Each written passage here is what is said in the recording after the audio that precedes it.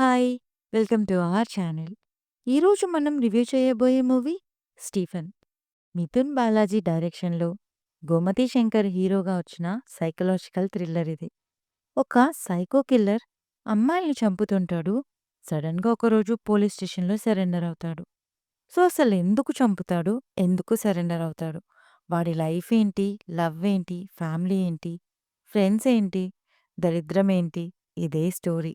నాకైతే పెద్దగా ఏం నచ్చలేదు. ఆల్రెడీ ఈ టైప్ మూవీస్ ఎప్పుడో చేశారు, చూసాం కూడా. మేకింగ్ అండ్ టెక్నికల్‌గా బావుంది. హీరోకి ఇది ఫస్ట్ మూవీ అయినా పర్ఫార్మెన్స్ బాగా చేశారు. ఇంకా సపోర్టింగ్ క్యారెక్టర్స్ కూడా వాళ్ళ పర్ఫార్మెన్స్ వాళ్ళు బానే చేశారు.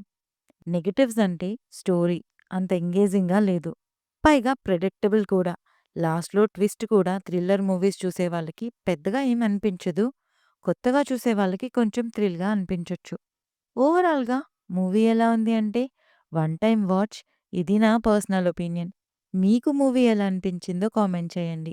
ఈ మూవీ నెట్‌ఫ్లిక్స్‌లో తెలుగులో కూడా స్ట్రీమ్ అవుతుంది. రివ్యూ నచ్చితే please like, share and subscribe. Thank you.